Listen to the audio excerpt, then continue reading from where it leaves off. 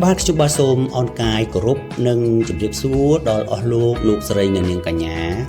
ពុកម៉ែបងប្អូនកូនក្មួយទាំងអស់គ្នាផងដែរបាទឆ្លៀតពេលទំនេរពីការងារខ្ញុំបាទក៏បានលើកយកនៅអត្ថបទមួយដើម្បីធ្វើការបកស្រាយដែលមានចំណងជើងថាចូលកុំទិញបំណុលឲ្យសោះត្រូវទិញទ្រព្យទុកវិញដែលមានអត្ថន័យនិងខ្លឹមសារដូចតទៅបាទវាជាការពិតណាស់តើអ្វីទៅគឺជាបំណុលអ្វីទៅគឺជាទ្រព្យបំណុលគឺជាអ្វីដែលធ្វើឲ្យយើងចំណាយលុយពីហៅប៉ៅសម្រាប់ឲ្យគេជាប្រចាំឯទ្រព្យវិញទ្រព្យគឺជាអ្វីដែលរកលុយមកដាក់ក្នុងហៅប៉ៅយើងឲ្យយើងជាប្រចាំឧទាហរណ៍ចំពោះការទិញទ្រព្យឬបំណុលចំណុចទី1ឧទាហរណ៍ការទិញឡានអាចជាបំណុលបានពិតប្រាកដមែនព្រោះឡានវាកំពុងតែស៊ីយើងគ្រប់វិនាទីទោះយើងមិនប្រើវាក៏វាមានការសឹករីកដែរក្រោយពីយើងទិញ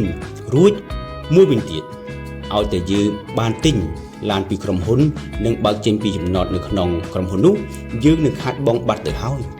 បើសិនជាយើងយកវាទៅលក់វិញឧទាហរណ៍យើងទិញឡានមួយគ្រឿងក្នុងតម្លៃ$40,000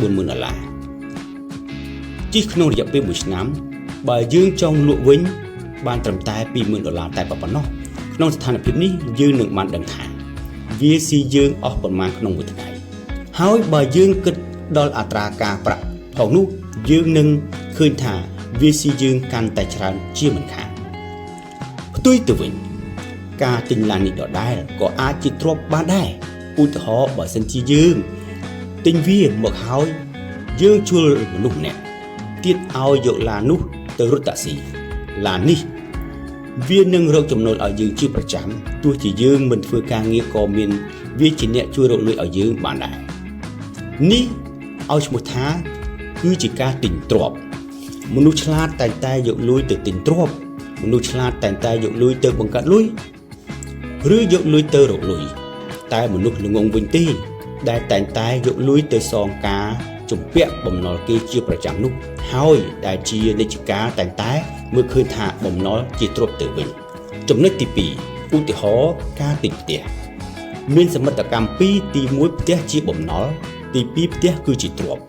ប្រសិនបើផ្ទះនោះមិនមានការរកចំណូលឲ្យអ្នកគឺអ្នកទិញមកដើម្បីគ្រាន់តែស្នាក់នៅដោយគ្មាន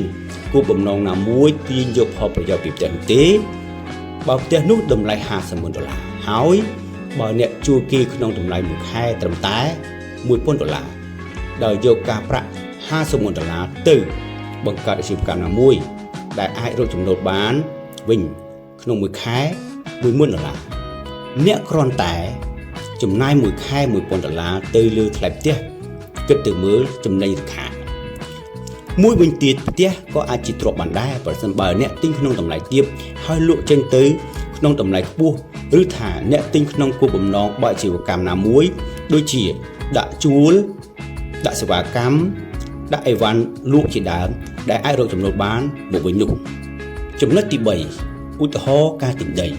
ដីគឺជាអចលនទ្រព្យមួយប្រភេទដែលអាចធ្វើឲ្យមនុស្សមាននិងអាចធ្វើឲ្យមនុស្សក្របានដែរ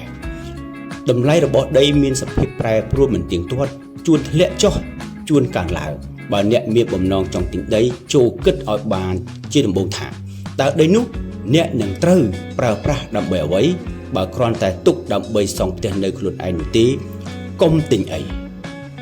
បើគ្រឹះនេះអ្នកនៅមានចំណូលទុនខ្សោយនៅឡើយនោះអ្នកនឹងមានបំណុលមួយទៀតបន្ថែមពីលើដូចជាពន្ធលើអចលនទ្រព្យការតម្កល់លុយគ្មានចលនាតែបើអ្នកចង់ទិញដីដើម្បីសង់ផ្ទះដាក់លក់ឬទិញដីដើម្បីធ្វើជាវាលស្រែសាក់ផលិតផលជីទិញដីដើម្បីលក់បន្តដោយវិភាគឃើញផលចំណេញភ្លាមៗនោះទើបជាការត្រឹមត្រូវក្នុងការទិញដីត្រូវចងចាំថាបំណុលស៊ីអ្នកទ្រព្យចិញ្ចឹមអ្នកសូមអរគុណសូមជម្រាបលា